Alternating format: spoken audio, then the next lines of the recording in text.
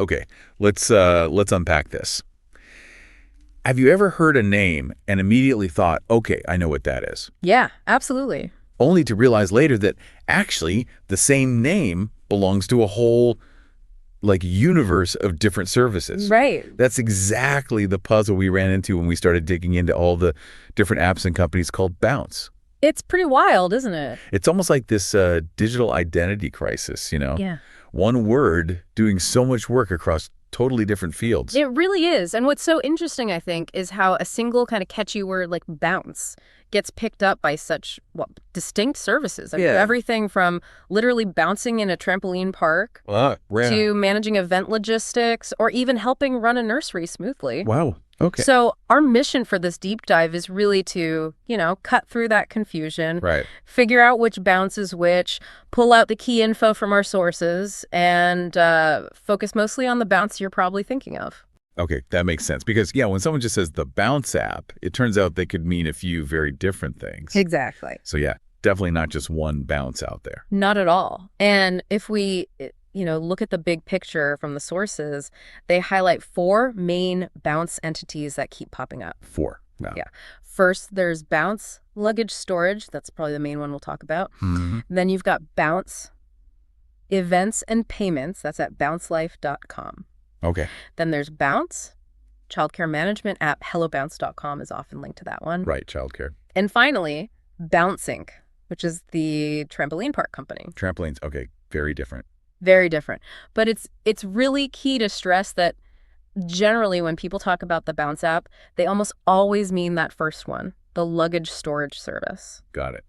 Okay, so let's zoom in right there then.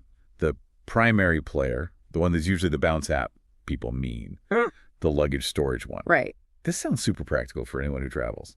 It really is. So the company behind it is Bouncing. It was founded by Cody Candy back in 2018, and they're based in San Francisco. Okay. And their mission, I thought this was quite powerful, is to free everyone from their physical belongings. Interesting phrase. Yeah.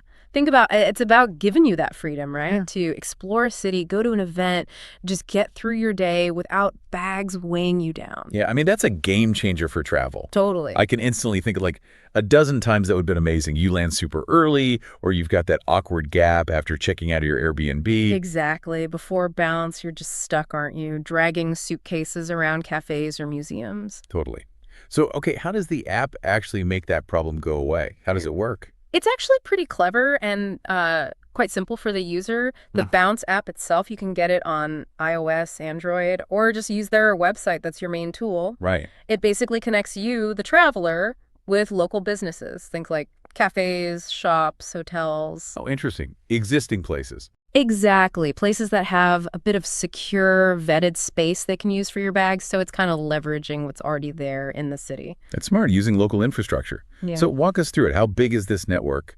And what's it like using it, finding a spot, dropping off? Yeah, the network is, it's huge and growing. The sources mention over 13,000 trusted partners. 13,000, wow. Yeah, across 4,000 cities in, I think, over 100 countries now. Okay, that's extensive. It really is. Finding a spot is pretty easy. You search by city, zip code, maybe a specific address on the app's map, and it shows you what's available in real time, their opening hours, all that stuff.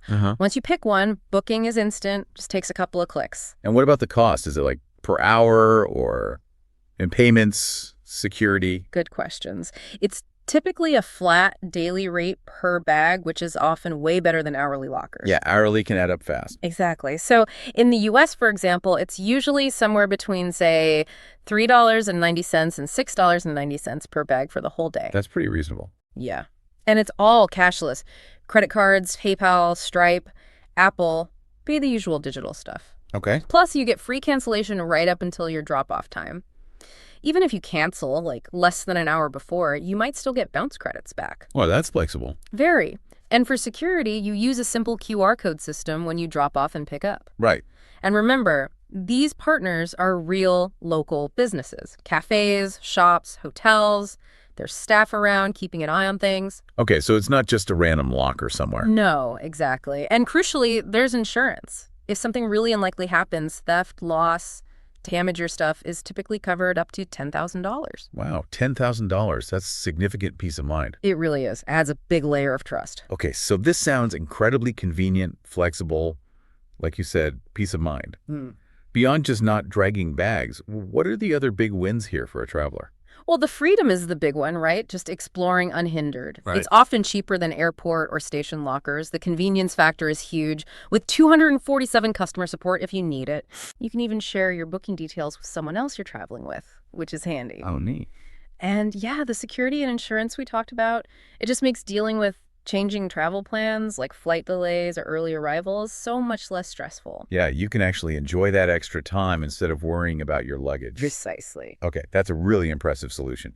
But let's circle back to that identity crisis thing. Right, the other bounces. Exactly. We should probably touch on those too, just so people know the difference, right? So you know which bounce you're actually, well, bouncing with. Absolutely. It's important context. So beyond the luggage storage, our sources highlighted those other three. Okay. First, Bounce. Events and payments, that's bouncelife.com. This one's really focused on the social event scene, seems popular with university students. Ah, okay. Different crowd. Totally. It's like a one-stop shop for finding parties, conferences, buying tickets securely, sending money to friends. It even has like a social feed. So very social, event-focused. Got it. Then you have Bounce. Childcare management app, hellobounce.com. This is software purely for preschools, nurseries. Right. For the administrative side. Exactly. Streamlining everything. Enrollment, attendance, billing, parent-teacher communication, even lesson planning stuff. The goal is to help childcare centers run more smoothly. Makes sense. Frees up the staff. Yeah. And the last one is Bounce, Inc.